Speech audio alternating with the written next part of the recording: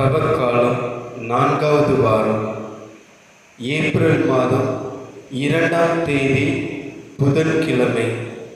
நற்செய்தி வாசகம். புனித யோவான் எழுதிய நற்செய்தியிலிருந்து வாசகம்.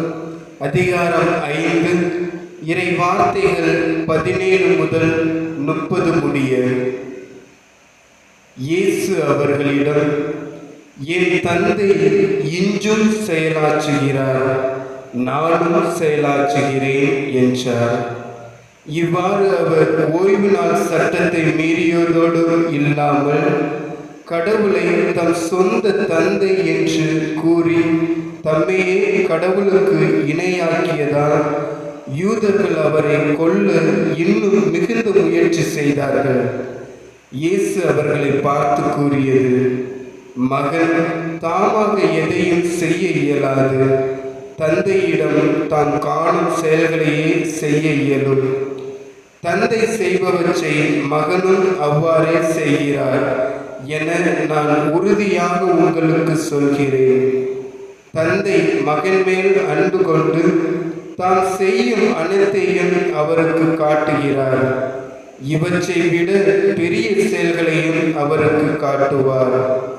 நீங்களும் வியப்புறுவீர்கள். தந்தை இறந்தோரை எழுப்பி அவர்களை வாழ வைப்பது போல மகனும் தாம் விரும்பியவர்களை வாழ வைக்கிறார். தந்தை யாருக்கும் தீர்ப்பு அளிப்பதில்லை.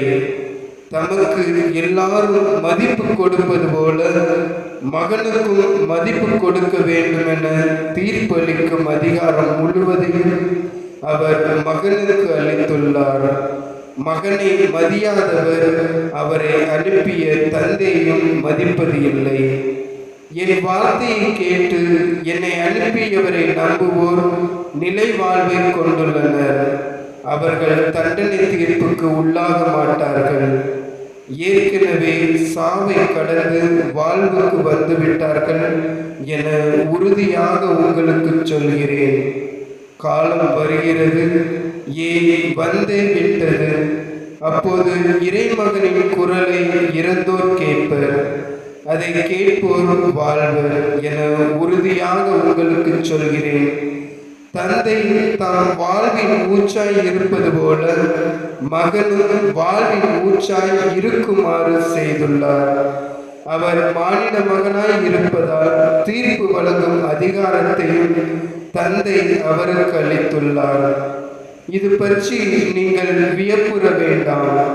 காலம் வருகிறது, அப்போது கல்லறையில் உள்ளோர் அனைவரும் அவரது குரலை கேட்டு வெளியே வருவர்.